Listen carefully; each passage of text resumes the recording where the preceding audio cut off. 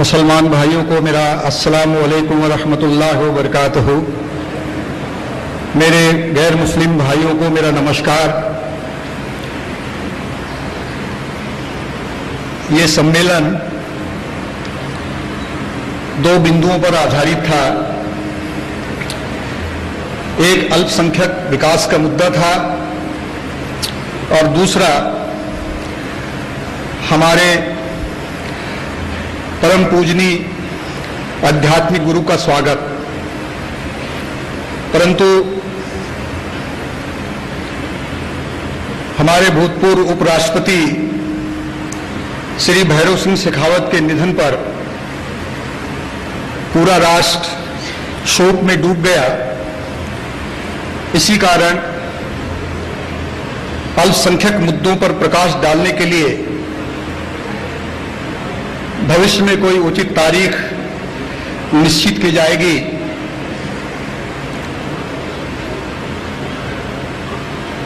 मगर हुजूर गाजी मिल्लत का स्वागत, उनकी तकरीर, उनकी शीतल वाणी से जनता जनार्दन का पथ प्रदर्शन जारी रखा गया है। इस प्रकार ये आज केवल एक आध्यात्मिक जनसभा है। मैं कल्ब की गहराइयों से हुजूर गाजी मिल्लत, शहंशाह खिताबत, मस्दरे लुत्ब इनायत, सर चश्मे रुश्द हिदायत, सैयद शाह मोहम्मद हाशमी मियाँ अशरफी जिलानी दामत बरकातहुम आलिया, शहजादे हुजूर मुहद्दिस आजम हिंद अलर्रहमा व रिदवान का मैं हाजरीन मजलिस की तरफ से उनका खैर मकदम करता हूँ, उनका इस्तकबाल करता हूँ। आपकी शख्सियत फजलो कमाल का सरचश्मा, अमले स्वालेह का उसवा हसना है। माकुलात व मनकुलात में बहरे जखार, सदाकत में सिद्दीक़ अकबर की यादगार, अदालत में सैयदना फारूक आजम के मजहर, सखावत में सैयदना उस्मान गनी के परतव, सुजात में हैदरी शमशीर। बाबा सैयद हाशमी महाराज जी पैगंबर मोहम्मद साहब के वंशज हैं। हाशमी महाराज ने अपनी तमाम उम्र प्रेम, शांति, एकता तथा देशव्यापी भाईचारे के लिए दी है। उन्होंने कई देश जैसे America, Canada, United kingdom, New Zealand, Australia, Holland, south Africa, Mauritius, Sri Lanka, Pakistan, Bangladesh तथा कई अरब देशों का भ्रमण कर इस्लाम एवं शांति का समाचार फैलाया है तथा कई आध्यात्मिक शिविर, कई संगोष्ठी, मल्टीफेथ स्टडी रिसर्च सेंटर द्वारा अपना संदेश दिया है ताकि लोगों को सच्चाई एवं दया के मार्ग पर चलाया जा सके। हजरत इंसानों को बराबरी, प्रेम तथा भाईचारे का पाठ पढ़ाते हैं। वे हमें प्रेरित करते हैं कि भाईचारे के रिश्ते मजबूत करें ताकि लोगों के मध्य सौहार्द का वातावरण बन सके। बाबा हाशमी महाराज ऊंची सोचवान, सच्चे एवं शांत व्यक्तित्व के मालिक हैं। उनका सर्वप्रथम ध्येय यह है कि शांति तथा सामाजिक एकता, वतन की मोहब्बत जो कि कुरान करीम और हदीस की रोशनी में फैला सकें। जिन तरीकों से आज संदेश देते हैं वो यकीनन आकर्षित करने वाला तथा प्रभावशाली होता है। मैं पूरे छत्तीसगढ़ की जनता की तरफ से, आप तमामी हजरात की तरफ से हजरत का एक बार फिर इस्तकबाल करता हूँ, उनका खैर मकदम करता हूँ और आप तमामी हजरात का भी मैं बड़ा शुक्रगुजार हूँ कि आप सब लोग तशरीफ़ लाएँ। और इंशाअल्लाहुल अज़ीज़ अब इस प्रोग्राम को आगे बढ़ाते हुए गुलपोशी का प्रोग्राम मैं शुरू करता हूँ। बिस्मिल्लाहिर्रहमानिर्रहीम। अर्थात मैं शुरू करता हूँ उसके नाम से।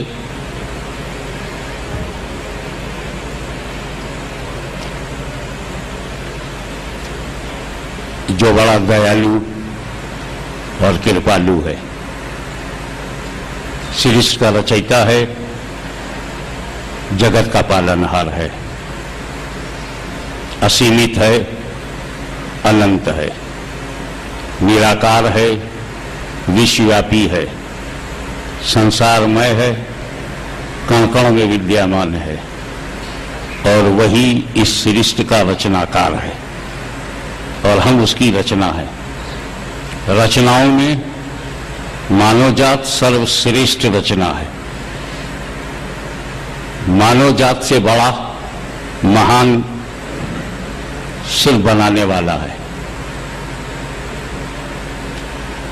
अगर ये अपनी महानता को पहचान लेता है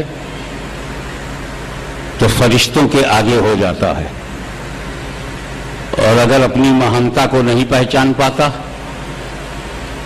अपने कर्म से विचलित हो जाता है, कर्तव्य पालन से हट जाता है, और जिस लक्ष्य के लिए ईश्वर ने हमें पैदा किया है हम उस लक्ष्य से दूर हो जाते हैं,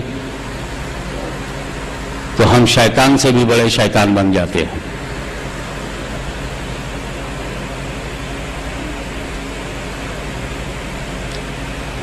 आज हमारे जीवन का लक्ष्य क्या होना चाहिए, और जिस भारत की पवित्र धरती पर हमने जन्म लिया है उसमें समस्याएं अपनी जटिलता की तरफ बढ़ती जा रही है, उनका समाधान क्या है।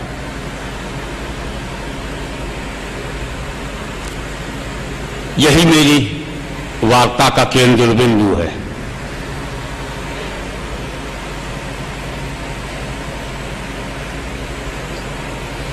इसमें कोई शक नहीं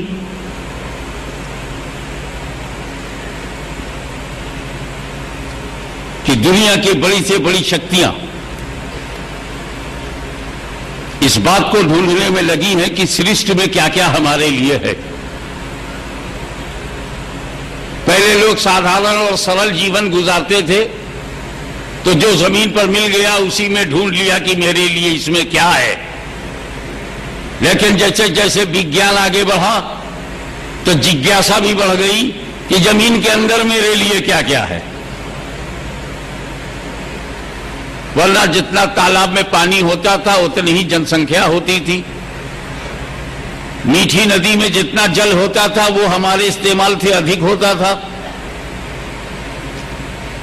हम संख्या तो बढ़ाते गए, लेकिन ये ध्यान नहीं दिया कि जरूरत पूरी हो जाए तो संतोष हो जाना चाहिए। हमारी इच्छाएं बढ़ती गई, आकांक्षाएं बढ़ती गई, और हम ये पता लगाने लगे कि जमीन के नीचे क्या क्या मेरे लिए है।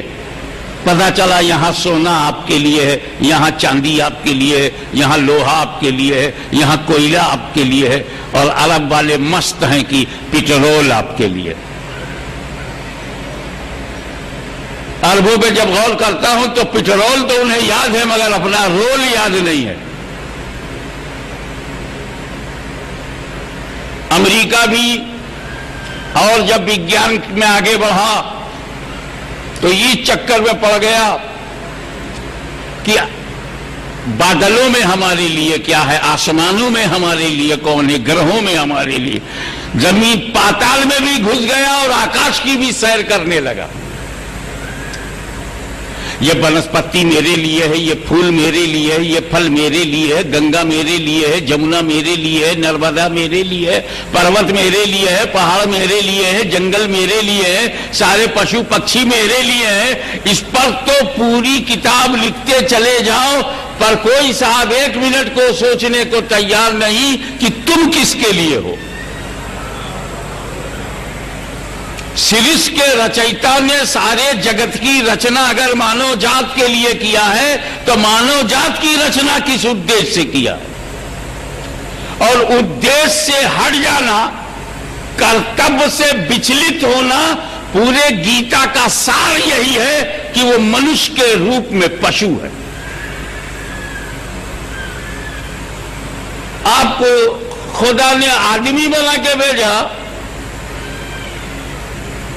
और आप जानवरों की तरह रहो, और जानवरों की तरह रहने वालों के लिए अगर किसी जानवर का शब्द प्रयोग कर लिया जाए तो गुस्सा आ जाए। मानव चरित्र अपनाओ, फिर कोई पशु कहे तब चिल्लाओ। मानवता तो शून्य है, इसलिए कि कोई शख्स भाई हो, भतीजा हो, लेकिन अगर अपने कर्तव्य पालन से हट गया, वो कर्म के आधार पर ही चरित्र की रचना होती है, वो कुकर्मी हो गया, तो संख्या नहीं देखी जाएगी। 105 थे, लेकिन 5 ही ने कर्तव्य पालन किया, तो 100 के पिटने का, मरने का गम किसी को नहीं है। तो यथार्थ है, सत्य है, कर्तव्य है, इसका पालन करना यह आपका गुण है। यह भी उद्देश्य क्या है कि ईश्वर ने हमको अपने लिए पैदा किया, तो मुझे पहचानो, मैं निराकार हूं, यह पशुओं के बस में नहीं है कि मुझे पहचान लें। पर्वतों की शक्ति के बाहर है कि वो अपने रचयिता को पहचान लें। नदियां, सागर, ये बहना तो जानती है, पहचानना नहीं जानती। मुझे पहचाना जाए, इसलिए मैंने इंसान को पैदा किया। तो पहले तो आप इंसान बनिए, क्योंकि धर्म इंसान के लिए आया है, पशुओं के लिए नहीं। इंसान के रूप लेने से आप इंसान नहीं होंगे जब तक कि आपके अंदर मानव गुण नहीं होंगे। हम अपने कर्मों ही के कारण, या तो कभी हम कर्मों ही के कारण कोई हमें गिद्ध दृष्टि का दिखाई देता है, कोई कर्म के आधार पर हम उसको शेर कह देते हैं, किसी को कर्म के आधार पर हम गधा कहते हैं, कर्म ही के आधार पर कुत्ता कहा गया। कर्म ही के आधार पर यह शब्दों का प्रयोग होता है।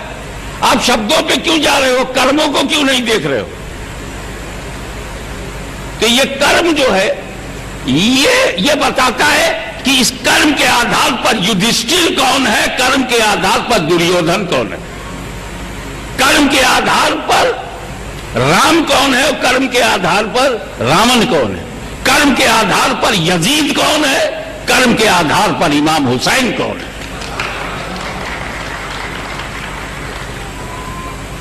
यजीद का भी बैकग्राउंड बहुत मजबूत था, कौरव का भी बैकग्राउंड बहुत मजबूत था, पांडवों का भी बैकग्राउंड नहीं देखते। मेरा पिता सम्राट था। अरे तेरा पिता सम्राट था, तू क्या है? Who are you at the moment? अब आप देखिए, जब खुदा ने आपको पैदा किया, और इसलिए पैदा किया कि तुम उसे पहचानो, अब आपने पहचानने की इच्छा पैदा हुई और आपने एक ईश्वर माना और उसके आगे समर्पण किया। तुमेकम वरणीयम, तुमेकम शरणयम, तुमेकम जगत कारणम विश्वरूपम। तू ही वर्णन योग्य है, तेरे ही निकट शरण की प्राप्ति है। तू ही सृष्टि का रचयिता एवं विश्वव्यापी है। इसको अगर मौलाना मोहम्मद अली की भाषा में मैं अनुवाद करूं, तू ही काबिले हमदो सना है, तेरे ही कुर्ब में अमा है, तू ही खालिके अर्जो समा है, तू ही कायनात को मुहित है। अब जाके आप धार्मिक हुए, ईश्वरवादी हुए बगैर कोई आदमी धार्मिक नहीं हो सकता।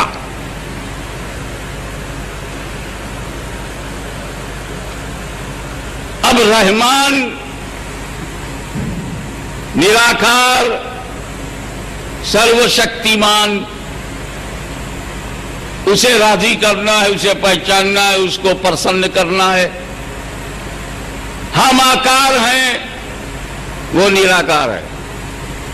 हम अंत हैं, वो अनंत है। हम सीमित हैं, वो असीमित है, वो पहचानना है और उसे खुश करना है। वो अदृश्य है, तो कैसे उसे प्रसन्न करें? सीधा और सरल रास्ता बताऊंगा जिसमें जटिलता है ही नहीं। कोई पक्षतापूर्ण बात करना मेरे स्वभाव में ही नहीं है। मैं दोनों की गाली सुनने के लिए तैयार हूं, मगर कबीर की भाषा छोड़ने को तैयार नहीं। और वो ये है,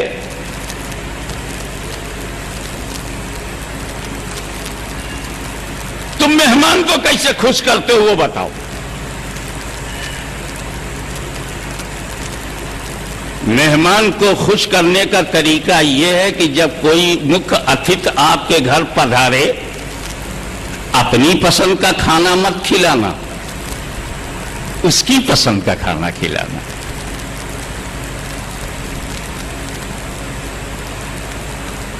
मैं मौलाना के यहां चला गया, मौलाना ने बिरयानी रख दिया, चिकन टिक्का रख दिया, मैं तो देख के ही डर गया। मैं इसे खाऊंगा या मुझे ये खा जाएगा।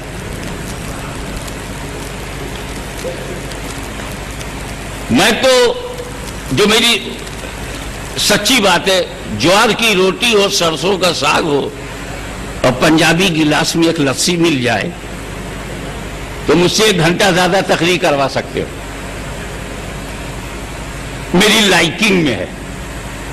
अब मैं कहीं जाऊं और मुझे ज्वार की रोटी सरसों का साग परोस दे तो मेरी आत्मा शीतल हो जाए, पेट तो भरेगा ही, खुशी होगी, क्योंकि तुमने मुझको अपने तरीके से खुश नहीं किया है, मुझको मेरी पसंद से खुश किया। तो अब अगर रहमान को भी राजी करना है तो अपने तरीके से उसे हम राजी नहीं कर सकते, उसकी पसंद हमें मालूम होनी चाहिए, उसकी पसंद मालूम होनी चाहिए। लेकिन उसकी पसंद है हिडन, उसकी पसंद है छुपी, उसकी जात भी अदृश्य है, उसकी पसंद भी अदृश्य है। तो हम मजबूर हैं किसी ऐसे आकार के लिए जिस आकार का संबंध उस निराकार से हो और निराकार की पसंद को हम जैसे आकारों को बताए। इसी बीच की कड़ी को गुरु कहते हैं, अरबी में नबी कहते हैं, रसूल कहते हैं, पैगंबर कहते हैं, ईश दूत कहते हैं।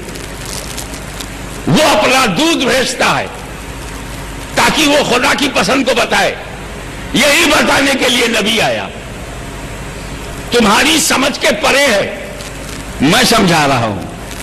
तुम उसकी पसंद नहीं जानते, मैं उसकी पसंद, पूजने की तबीयत, पूजने की इच्छा हर अच्छे इंसान में है, चाहे उसकी दिशा बदल जाए। लेकिन पूजने की जो मानसिकता है, ईश्वर के बजाय किसी और को पूजने लगे, किसी और को, या नास्तिक भी हो जाए तो किसी आइडियोलॉजी को, किसी अपने विचारधारा के लीडर को, ये जो पूजने की भावना है ये हर आदमी में।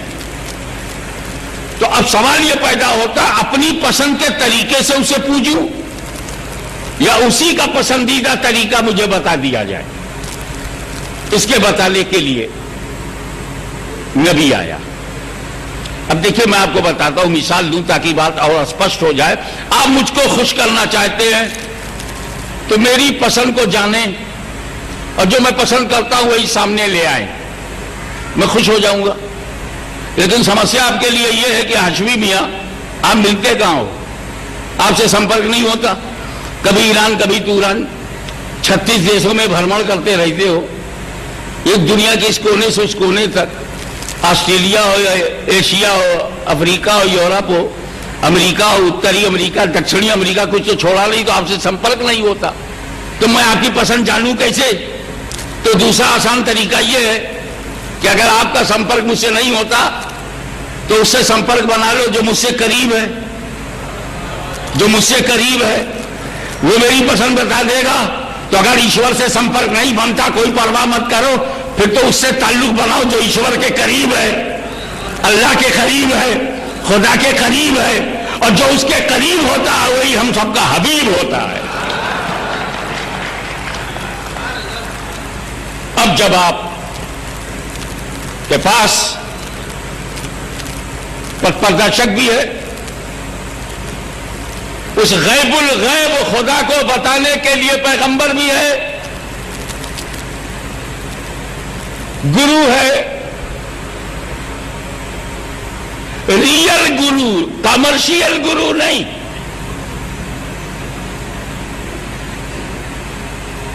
तो फिर अब आपको इसकी चिंता ना रही, आपके एक ईश्वरवादी होने में अब कोई कठिनाई नहीं होगी। अब देखिए, उसने सबसे पहली बात यह कही, ला तुफसिदू फिल अर्द, जमीन पे फसाद मत करो, जमीन पे दंगा ना करो, यह कुरान में है। ला इकराहा फिद्दीन, धर्म में जबरदस्ती नहीं, कुरान में है।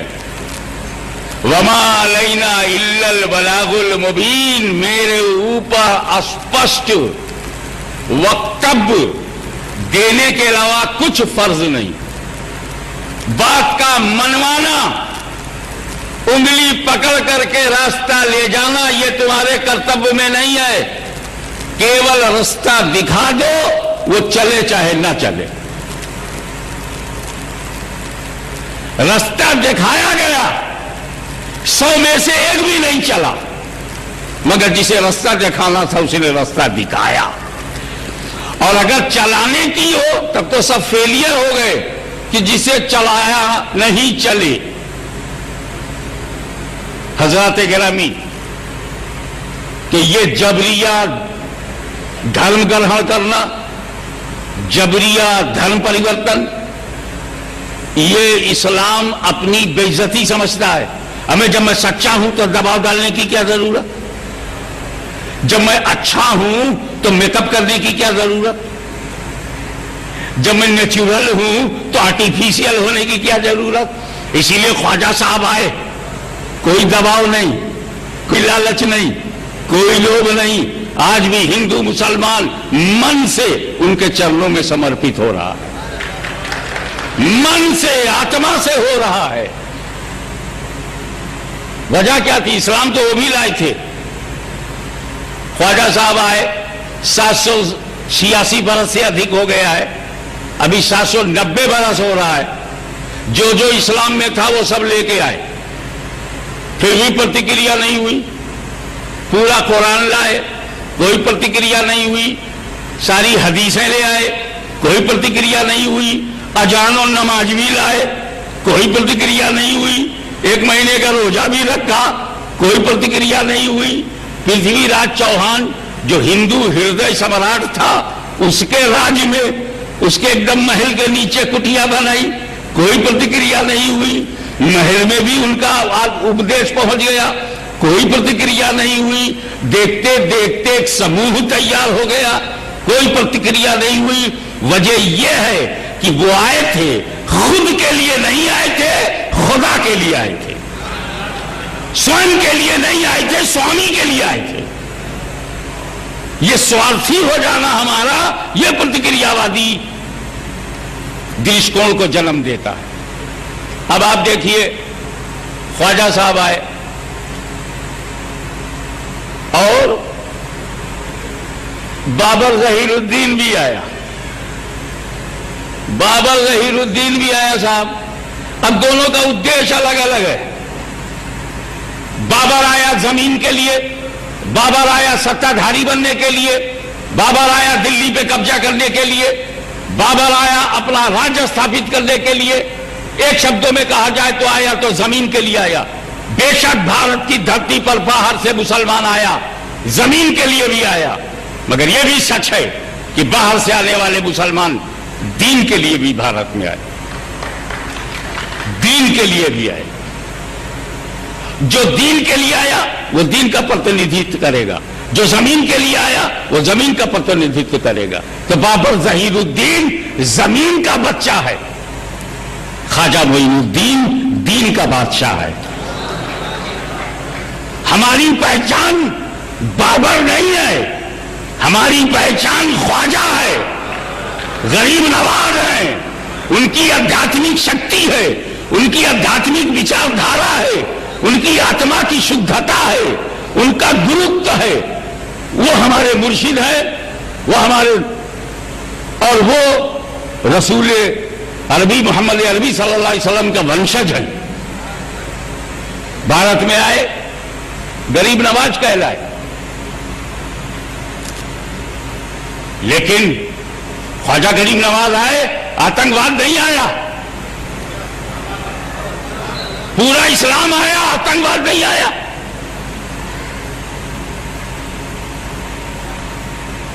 आप गौर करें, स्वामी विवेकानंद ने धर्मों के गुणों को, अनेकता में जो एकता पैदा करने की चेष्टा की, हिंदुओं में आतंकवाद नहीं आया। सबसे पुरानी कौम सनातन धर्म है, उसका नाम ही सनातन है, सनातन का अर्थ ही है ओल्डेस्ट। ये आतंकवाद मैं कहता हूं 70 बरस से दुनिया के मानचित्र पर दिखाई दे रहा है। इस पर ध्यान दीजिए, 70 साल पहले पूरी दुनिया में आतंकवाद नहीं था, स्वतंत्रता संग्राम था, आतंकवाद नहीं था। आतंकवाद 70 बरस से है, तो क्या हिंदू धर्म 70 बरस से है? इस्लाम 70 बरस से है? यहूदी धर्म 70 बरस से है? बुद्ध धर्म 70 बरस से है? नहीं, 70 बरस वाले को ढूंढना होगा।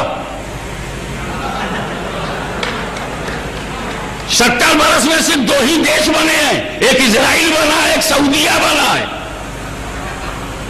इजराइल बना तो गैर मुस्लिम में आतंकवाद फैल गया, और जब सऊदीया बना तो मुसलमानों में आतंकवाद फैल रहा है।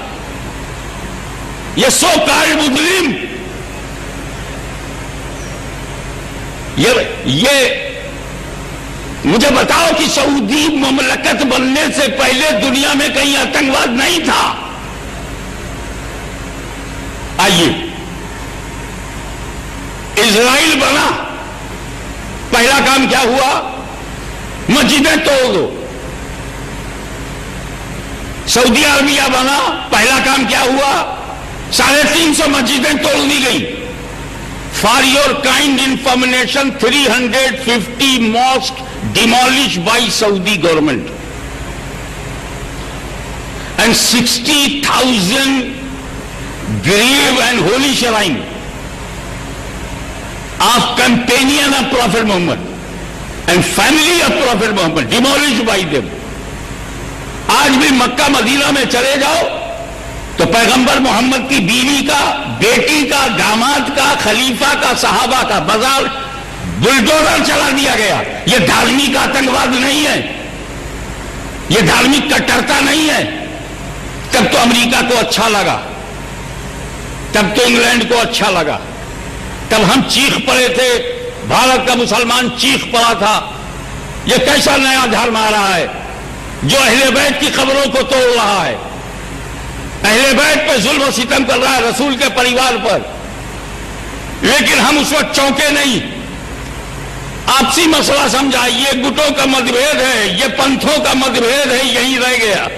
ये पता नहीं था कि जब वो सारी मस्जिदें तोड़ देंगे, कब्रें तोड़ देंगे, दरगाहें तोड़ देंगे, तो यहां पे ट्रेन रुकेगी नहीं। कभी ना कभी ये धार्मिक चोला राजनीतिक चोले में बदलेगा, और जब ये राजनीतिक चोले में बदलेगा तो जो कब्रों को तोड़ने में ताकत लगी थी, वो लोगों को मारने में हथियार उठेगा। न उन्हें कुरान की परवाह होगी, न पैगंबर की हदीस की, न पैगंबर की बातों की उन्हें परवाह होगी।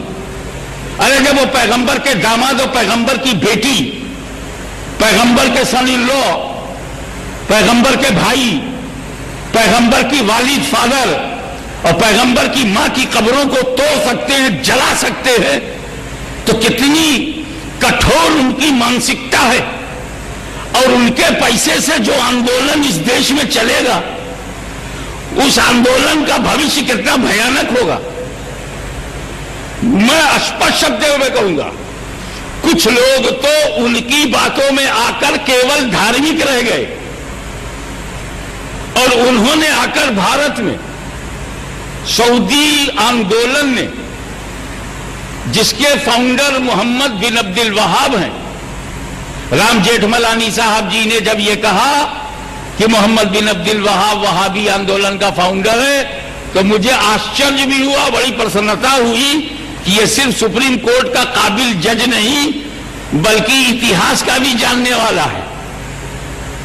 कम लोग जानते हैं कि मुट्ठी भर लोग जो सऊदी एडेड हैं, अब सऊदिया ने क्या किया कि देखा कि मुसलमानों में, भारत के मुसलमानों में रुचि क्या क्या है।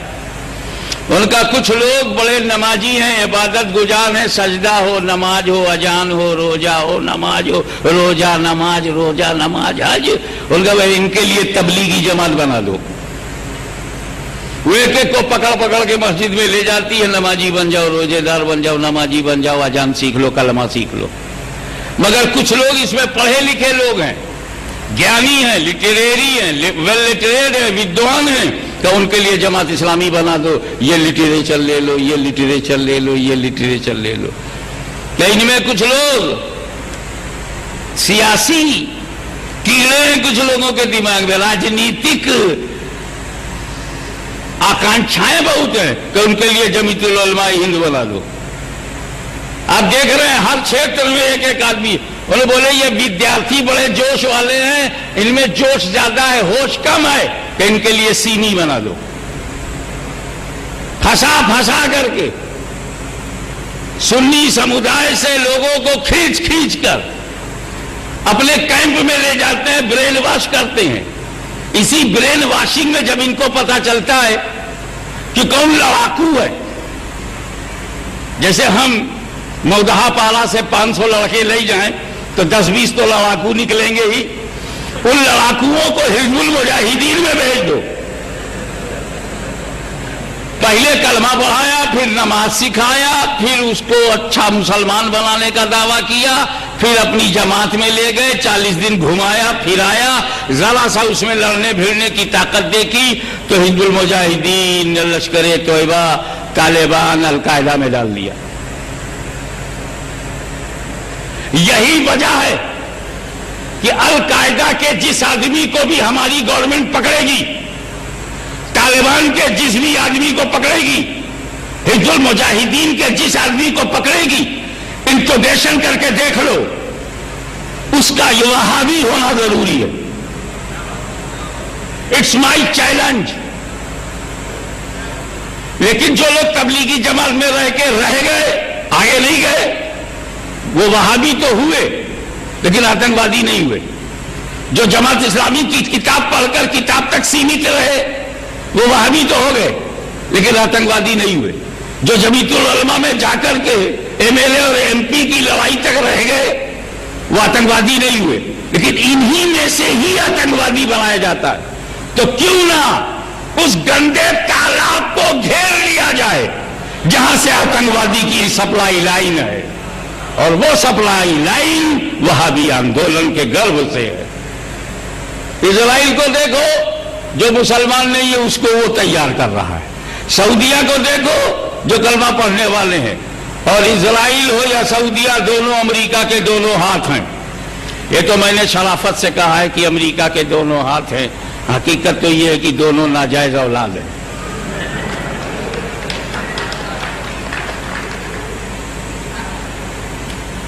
जब उसने देखा कि रूस से डायरेक्ट लड़ना सही नहीं है, तो अपने लड़कों से कहा तुम भिड़ जाओ। रूस से अमेरिका का डायरेक्ट लड़ना सही नहीं था, तो उसने अपने लड़कों से कहा तुम भिड़ जाओ। 10-12 साल तक अपने बच्चों को, अपने लड़कों को लड़ाया, डॉलर को बहाया, हथियार पहुंचाया, और जब रूस को हटा दिया तो कहा बच्चों शुक्रिया, मैं आ रहा हूं। बहाना बना के घुस गए। अब उसके बाद उसको भारत खटक रहा है। खटकेगा क्यों नहीं? वो अमीरों का देश है। अमेरिका अमीरों का देश है, भारत गरीबों का देश है। मगर अमीरों से डरेगा नहीं, क्योंकि अमेरिका को पता होना चाहिए कि उनके अमीरों को बचाने के लिए अमेरिका में कोई अमीर नवाज नहीं है और भारत में गरीबों को बचाने के लिए गरीब नवाज है। भारत की पावन पवित्र धरती पर उनके अपवित्र कदम आ तो सकते हैं मगर ठहर नहीं सकते, क्योंकि जो धरती खुद ही पाक है, पवित्र है, वलियों की पसंद है। पूरे आप देख लो इसी रायपुर शहर में कैसे कैसे अल्लाह वाले आराम कर रहे हैं, उनकी समाधियों से कैसे कैसे जरूरतमंदों की जरूरत पूरी हो रही है। अब ये जब वहां काबुल में घुस गए तो फिर अपने बच्चों से कहा, मेरे बेटो, मेरे पोतो, मेरी औलादो, अब पाकिस्तान पे हमला करो, असलहे हम देंगे, हथियार हम देंगे। वजीरिस्तान सरहद उनकी औलादें वहां पहले से थी, हो रही है। अब मुझे डर यह है कि जब ये लोग काबू नहीं पाएंगे या काबू पा जाएंगे तो एटॉमिक पावर का मसला खड़ा होगा, कहीं आतंकवादियों के हाथ में न चला जाए, कहीं आतंकवादियों के हाथ में न चला जाए। ये खुद अपने हाथ में ले लेंगे, आतंकवादियों के हाथ में न जाने पाए अपने हाथ में ले लेंगे और इस तरह से चौतरफा भारत को घेर रहे हैं। वरना मुझे बताया जाए, जिस सरहद सूबे की सीमा समंदर से नहीं मिलती, हथियार जा कहां से रहा है? पाकिस्तानी सेना लड़ रही है, जी लगा के लड़ रही है, दिखा के लड़ रही है, मजबूर होकर लड़ रही है, या अपने गुरुदेव के कहने पे लड़ रही है, वाशिंगटन के प्रेशर पे लड़ रही, वो जाने। लेकिन इतना एक हफ्ते में प्राइवेट लोगों को सफाया किया जा सकता है, मगर आज साल के साल गुजरते चले जा रहे हैं। आप विचार कीजिए कि कहां से असलाह पहुंच रहा है, कहां से उनको पैसे मिल रहे हैं और कहां से वो महसूद। ये फजलुर रहमान, ये आपके अफजल गुरु, सबका अकीदा वहाबी है। मैं यही बताना चाहता हूं कि अगर आपने आतंकवाद का नाम हिंदू आतंकवाद रखा तो मुट्ठी भर आतंकवादी 80 करोड़ में गुम हो जाएंगे। अगर इसका नाम मुस्लिम आतंकवाद रखा तो मुट्ठी भर आतंकवादी 20 करोड़ में गुम हो जाएंगे। अगर इसका तुमने हिंदुस्तानी आतंकवाद नाम रखा तो 100 करोड़ में उनकी गिनती आ जाएगी। उन्हें अलग करो, चिन्हित करो,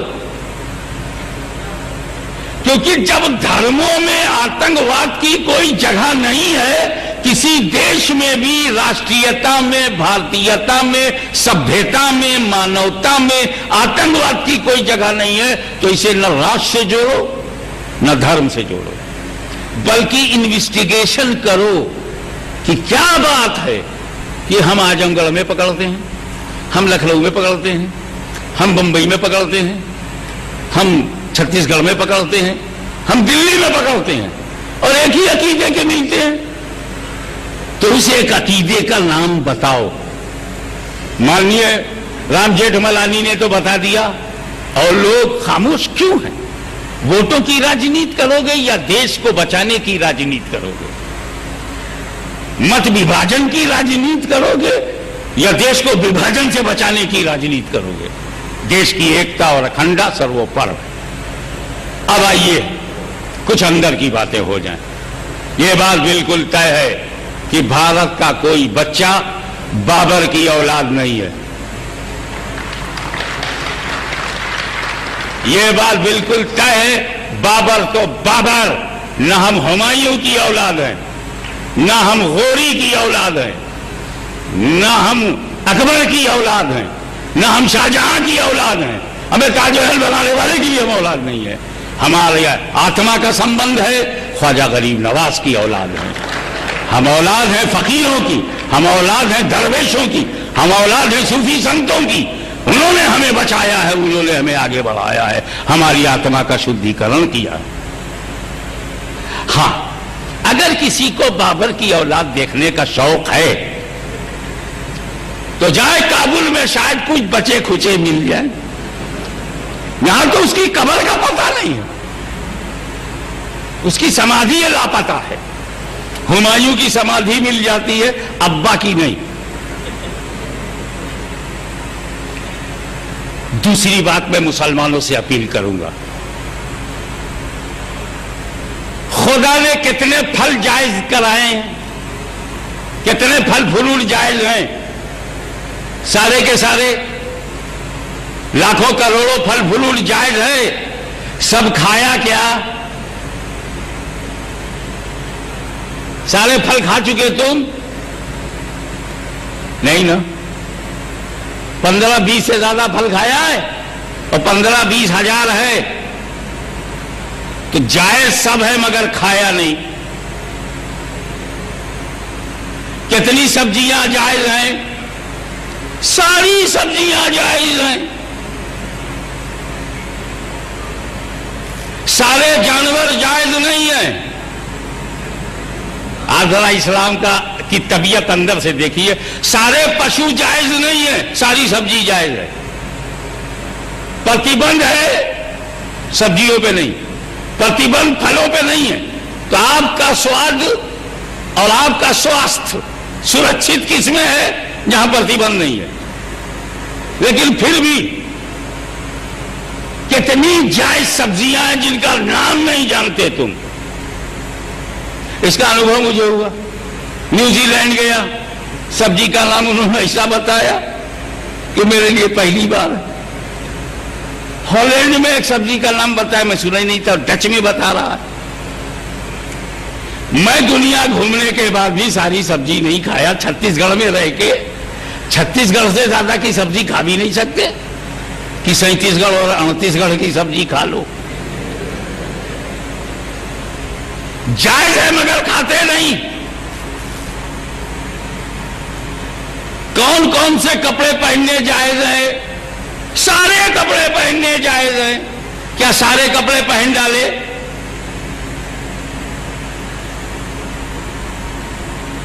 कपड़े वही पसंद करते हो, तुम्हारी अर्धांगिनी ने पसंद किया, तुम्हारे बेटे ने कहा ये मेरे को अच्छा लगता है, वो तुम्हारी बीवी बोली ये मेरे को अच्छा नहीं लगता, तो तुम उतार लेते हो, दूसरा पहन लेते हो। क्योंकि तो उतारना भी जायज है, बदलना भी जायज है। तो ये जो हमारे हिंदू भाइयों के दिल को दुखावा देता है वो है गौ हत्या।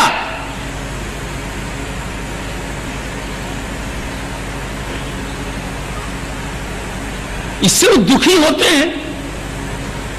बहस ये नहीं है क्यों दुखी होते हैं। हमें दुख है, हमें उसे प्यार है, प्रेम है, पूज्य है, एहतराम है, उसका आदर है, तो दुख होता है।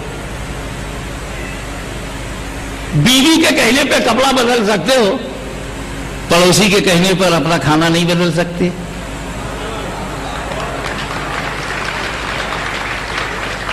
वो खाना खाओ जो तुम्हें भी स्वस्थ बनाए और हमारे पड़ोसी धर्म को भी मजबूत बनाए। वो खाना खाओ जो हमें भी भाव दे और सेवा का भाव मिले। अरे वो खाना खाओ जो तुम्हें भी जिलाए और पड़ोसियों को भी जिंदा रखे।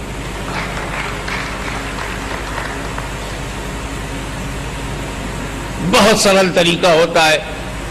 आपने हमें थोड़ा सा सूफी संतों की भाषा में बोलूं, दिल बदस्तावर की हज्जे अकबरस। किसी का दिल रख लेना, किसी का दिल रख लेना हज्जे अकबर है। हज तो बहुत बड़ी बात है ना, वो बड़ा हज, अकबर माने बड़ा, हज्जे अकबर बड़ा हज है, मन रख लेना। एक हमारे गुरु के पास एक पंडित जी आए, सलाम करके बैठे, पैर छू करके बैठ के कहा, पीर साहब बहुत प्रेम से मैंने अपनी गाय से दूध निकाला, अपने चूल्हे को पाक साफ किया और एक खीर बना के लाया हूं। मेरा मन कहता है कि आप मेरी बनाई हुई खीर खा लो और मैं देखता रहूं। मुझे बड़ा आनंद आएगा जब पीर साहब आप खाओगे, मैं देखूंगा। इतने दिल से पंडित जी ने कहा था कि सूफी साहब ने उसका और बिस्मिल्लाह उसी के सामने वो खुश हो गया, प्रसन्न हो गया, उसकी मेहनत सफल हो गई, हाथ जोड़ के चला गया। जब वो चला गया तो जो पीर साहब के खलीफा थे बोले, गुरुजी आप तो रोजे से थे, आपका तो उपवास था, 1 घंटे बाद सूर्य अस्ती, 1 घंटा रुक जाते तो रोजे का रोजा भी हो जाता। जानते हो सूफी साहब ने क्या कहा? मेरे सामने 2 में से 1 का तोड़ना जरूरी था, या मैं तो रोजा तोड़ता या उस पंडित का दिल तोड़ता। तो मैंने सोचा रोजा तोड़ दो, ये मैं जब चाहूंगा रख लूंगा, लेकिन दिल ना तोड़ो, क्योंकि दिल टूटने के बाद जुड़ता नहीं। वो क्या खाना है जो दिलों को तोड़ दे? वो खाना खाओ जो दिलों को जोड़ दे। कौन कहता है कि आप अंडा मुर्गी ना खाओ? ऐसा मैं बोलूंगा तो अंडे और मुर्गी के व्यापारी मेरे पीछे पड़ जाएंगे। बस इतना ही मेरा कहना है इस मसले में कि सब खुदा के बंदे हैं, सब उसकी रचना है। ये मुस्लिम सूफी था, वो हिंदू पंडित था, मन हिंदू का था, दया दृष्टि मुसलमान की थी। क्या वो हम अपने समाज में दोबारा नहीं ला सकते? क्या इस स्थिति को हम आज फिर इंप्लीमेंट नहीं कर सकते?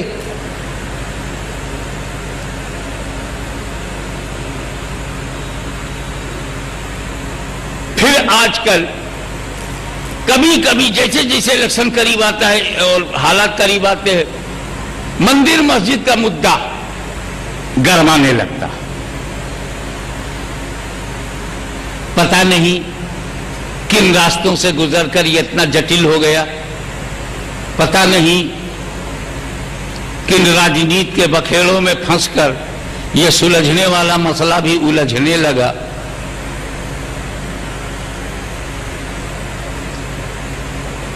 वरना इस्लाम का मस्जिद के बारे में दृष्टिकोण बड़ा व्यापक है। एक तो मस्जिद टर्मिनोलॉजी है, हर चीज को मस्जिद नहीं कहेंगे, और एक मस्जिद कॉमन नाउन है, पूरी दुनिया मस्जिद है।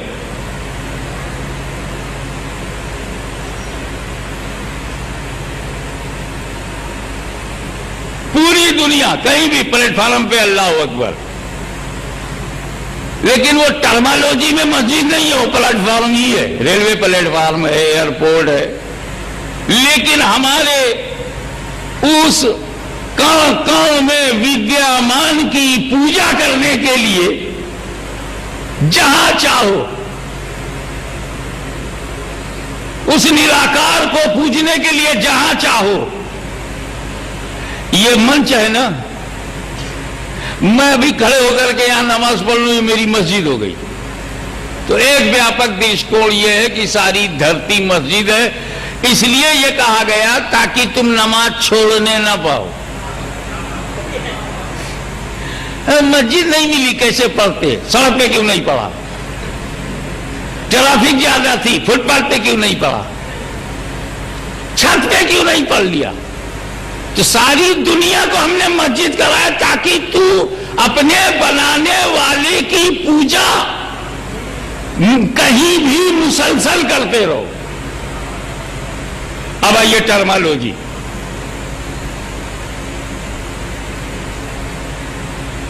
मस्जिद बिल्डिंग का नाम नहीं है, ढांचे का नाम मस्जिद नहीं है। टर्मिनोलॉजी में जमीन का नाम मस्जिद है। 50 बाई 50 का मैं मालिक हूं और मैं उसे ईश्वर के नाम पे दान कर दूं कि मस्जिद बनेगी वक्फ, वही 50 बाई 50 मस्जिद है।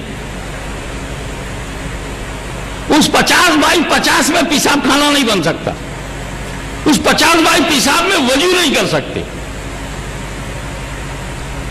सब बाहर होगा। तो मस्जिद अरबी शब्द है, मस्जिद सजदा से है, सजदा, मस्जिद सजदा की जगह। तो सजदा की जगह धरती है, तो जमीन ही मस्जिद है। ये जो उसके ऊपर हम लोग छत बनाते हैं, ये अल्लाह के लिए नहीं बनाते, नमाजियों के लिए बनाते। बरसात में भीगे ना, गर्मी में धूप से जले ना। ये तो पूजा करने वाले पुजारियों, इबादत गुजारों के आराम के लिए बनाते हैं ना, उसमें सीलिंग फैन भी लगाते हैं। उस निराकार को सीलिंग फैन की क्या जरूरत?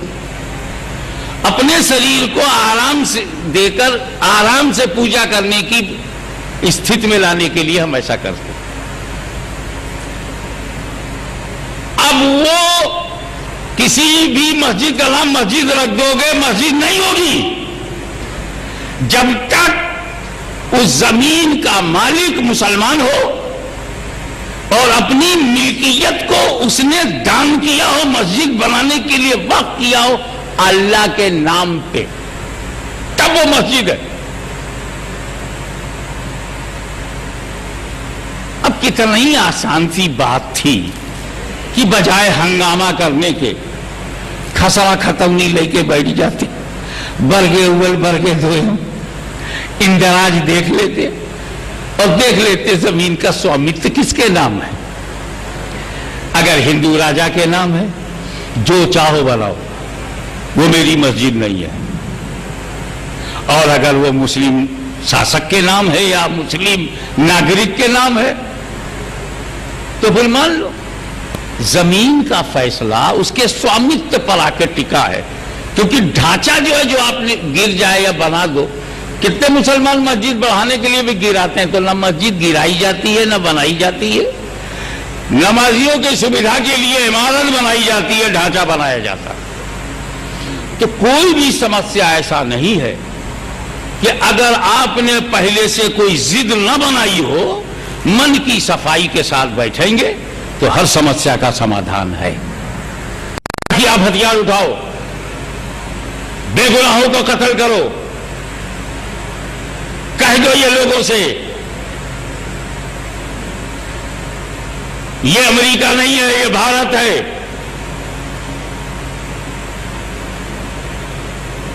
ये भारत है, भक्ति की धरती है, प्रीत है, नीत है, संगीत है, गीत है, प्यार है, श्रद्धा है, समर्पण की भावना है। ठीक है, हममें कुछ भ्रष्ट भी हैं, लेकिन कुछ अस्पष्ट भी हैं।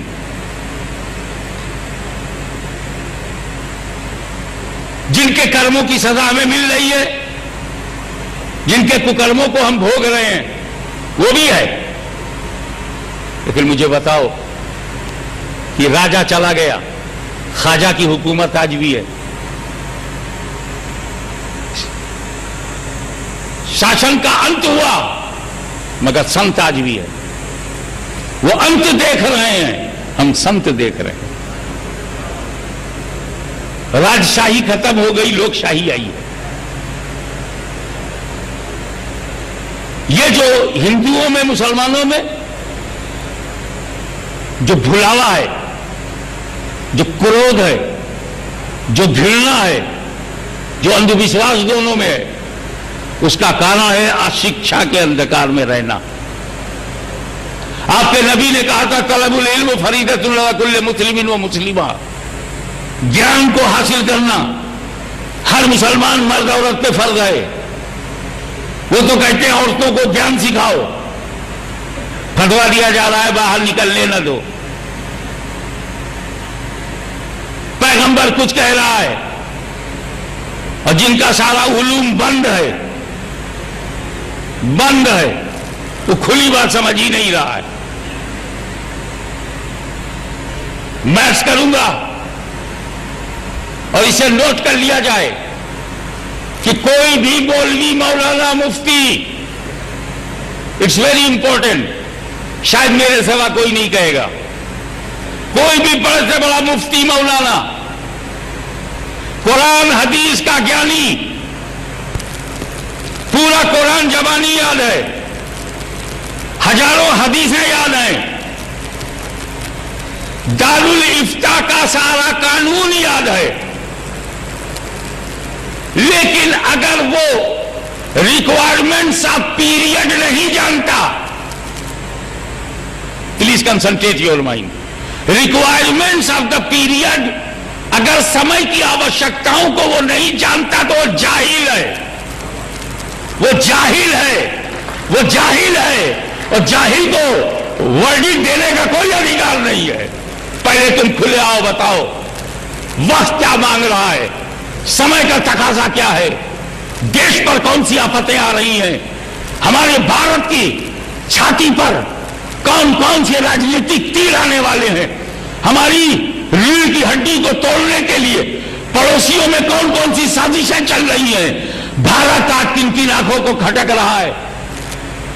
जब तक तुम आज के हालात में नहीं देखोगे तो बेशक तुम अल्लाह के बंदे हो, बंदगी भी करो, पैगंबर मोहम्मद के उम्मती हो, उम्मती का फर्ज भी अदा करो, मगर भारत के नागरिक हो, अपने देश की रक्षा का भी हक अदा करो।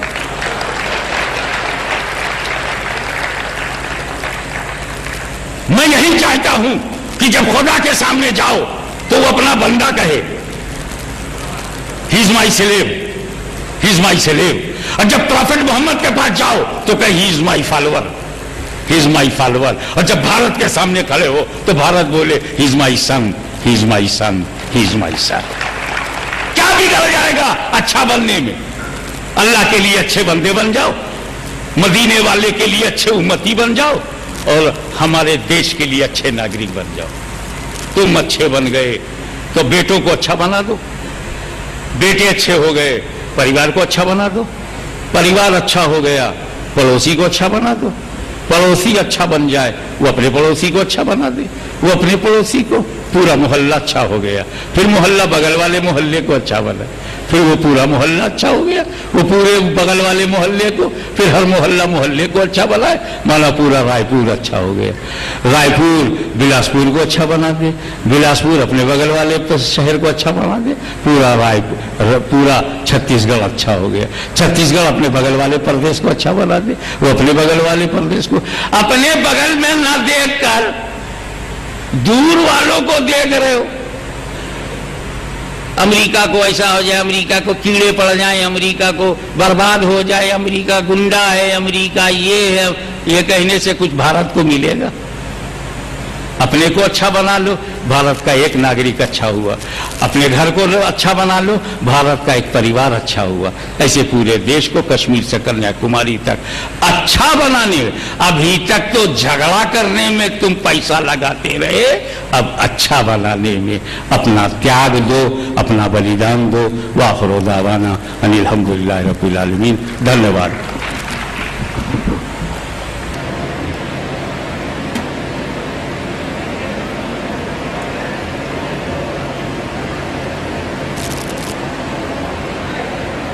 आपके चरणों में अपना प्रणाम करता हूं।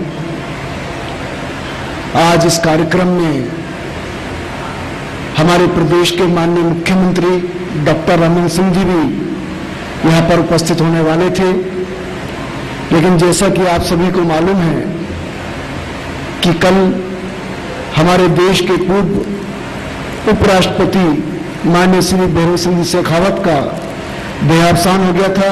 आज उनकी अंत्येष्टि हुई है, उसमें मुख्यमंत्री जी भी शामिल हुए हैं और राष्ट्रीय शोक भी है। प्रदेश में भी 3 दिन का राज्य शोक रखा गया है। मुख्यमंत्री जी ने यहाँ नहीं आने के कारण आपके समक्ष संदेश भेजा है कि बाबा हाशमी महाराज का प्रवचन सुनने में आवश्यक रूप से आता, किंतु राष्ट्रीय शोक घोषित हो जाने की वजह से